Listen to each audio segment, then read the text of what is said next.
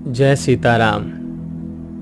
हनुमान चालीसा के पिछले भाग में हमने प्रथम 4 चौपाइयों पर चर्चा की थी। प्यारे साथियों, आइए आज यहाँ इस वीडियो में हम अब आगे की जो 4 चौपाइयाँ हैं उन पर चर्चा करें। हनुमान चालीसा की 5वीं चौपाई आप सभी जानते हैं, हाथ वज्र अरु ध्वजा बिराजे, कांधे मूंज जनेऊ साजे। इस चौपाई का सरल सा सीधा सा अर्थ है कि श्री हनुमान जी के हाथों में झंडा तथा वज्र सुशोभित है। हाथ वज्र अरु ध्वजा बिराजे।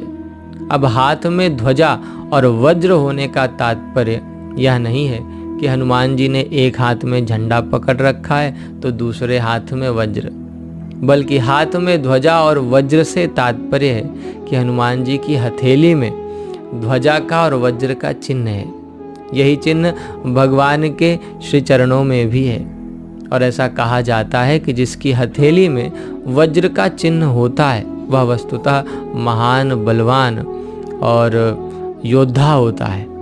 ऐसे ही जिसके हाथ में ध्वजा का चिन्ह होता है, झंडे का, वह जहाँ भी जाता है सर्वत्र विजय प्राप्त करता है। इसके साथ साथ वह जिसके भी पक्ष में हो जाता है उसको भी सर्वत्र कीर्ति मिलती है। इसके बाद गोस्वामी जी ने कहा कि कांधे मूंज जनेऊ साजे। हनुमान जी के कंधे पर मूंज का जनेऊ सुशोभित है। प्यारे साथियों, मूंज कहते हैं सरपत को। गांव में गंगा जी के किनारे, नदी के किनारे एक प्रकार की हरी हरी लंबी सी घास होती है, उसी घास को मूंज कहते हैं। प्राचीन काल में वनवासी महर्षि लोग भी इसी मूंज का यज्ञोपवीत धारण करते थे।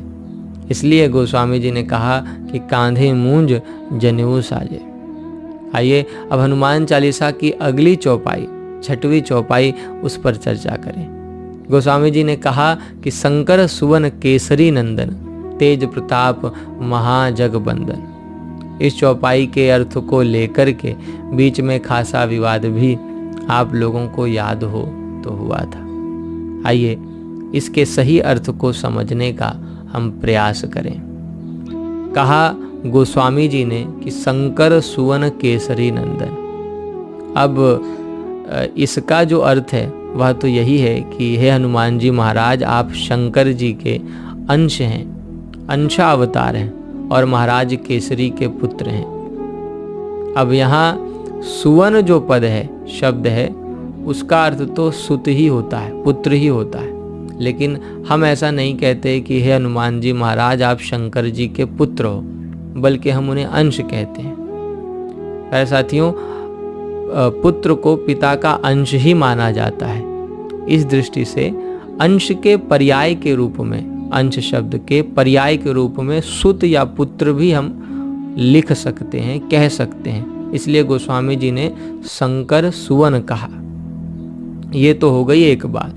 दूसरी बात यह कि कुछ महानुभाव, विद्वत जन लोग, विद्वान लोग सुवन शब्द का अर्थ सु और न ऐसे करते हैं, यानी विच्छेद कर देते हैं। और सु का अर्थ तो सुत ही होता है, पुत्र ही होता है, और ना का अर्थ हो जाता है नहीं, यानी आप शंकर जी के सु यानी पुत्र, ना यानी नहीं हैं। तो आप कौन हैं? तो कहा कि शंकर स्वयं केसरी नंदन, आप साक्षात शंकर जी ही हैं। और बहुत सारी प्रतियों में ऐसा पाठ भी मिलता है।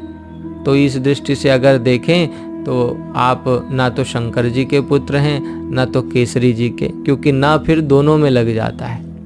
इस प्रकार से आप कौन हैं? तो कहा कि आप मूर्तिमान तेज हैं। जगत का वंदनीय जो महान ब्रह्म तेज है वही आप हैं, जिसे शास्त्रों ने ब्रह्म ज्योति सनातनम कहा है। अब प्रश्न यह उठता है कि अब कौन सा पाठ सही है? हम नया वाला पाठ करें कि पुराना वाला ही करें? तो क्योंकि बहुत सारे लोगों ने शंकर स्वयं केसरी नंदन ऐसा पाठ कर दिया। तो प्यारे साथियों, जो पाठ हमको आपको उपलब्ध है गीता प्रेस से वही ठीक है। हमारे आचार्यों ने भी उसी का समर्थन किया है, इसलिए पाठ बदलना उचित नहीं है। यह हनुमान चालीसा वस्तुतः सिद्ध ग्रंथ है और इसी पाठ से अब तक न जाने कितने ही भक्तों का कार्य सफल हुआ है, उनको सिद्धि भी मिली है। इसलिए मेरी दृष्टि में और जो हमारे आचार्य गण हैं उनके अनुसार श्री हनुमान चालीसा में कोई भी त्रुटि नहीं है। यह सिर्फ विद्वानों का विद्या विलास है और कुछ नहीं। अतः इसमें हम लोगों को चिंतित होने की कोई आवश्यकता नहीं। जो पाठ है वही करना है। आइए अब आगे बढ़ें। गोस्वामी जी ने कहा, तेज प्रताप महाजगबंदन। हे हनुमान जी महाराज, आपका महान तेज और प्रताप यानी आपकी महिमा जगत में वंदनीय है, यानी सारा जगत आपको वंदन करता है, नमस्कार करता है। साथियों, अगली चौपाई में गोस्वामी जी कहते हैं कि विद्यावान गुणी अति चातुर, राम काज करिबे को आतुर। हनुमान जी महाराज, आप विद्यावान हैं, अर्थात विद्या के निधान हैं, खजाना है। इसके साथ साथ आप गुणवान हैं तथा चतुर भी हैं। चतुर अर्थात आप अत्यंत बुद्धिमान हैं, बुद्धिमताम वरिष्ठम। फिर कहा कि राम काज करिबे को आतुर। हे हनुमान जी महाराज, आप भगवान के कार्यों को करने में हमेशा उत्सुक रहते हैं, आतुर रहते हैं, उसमें आलस नहीं करते। प्यारे साथियों, हनुमान जी जो कुछ भी करते हैं वह सब प्रभु की सेवा के लिए ही करते हैं, अपने लिए वे कभी कुछ नहीं करते। और मुझे लगता है कि हनुमान जी के इस चरित्र से अगर हम निष्कामता की शिक्षा ले लें, यानी बिना कुछ चाहे सबको राम रूप जान करके सबकी सेवा कर दें, तो हमारी यह सेवा हमें भगवान का भक्त बना देगी और हमें एक दिन राम जी से अवश्य मिला देगी। क्योंकि निष्काम भाव से सबकी सेवा ही वस्तुतः राम जी का कार्य है। आइए अब हम अंतिम चौपाई की ओर चलें।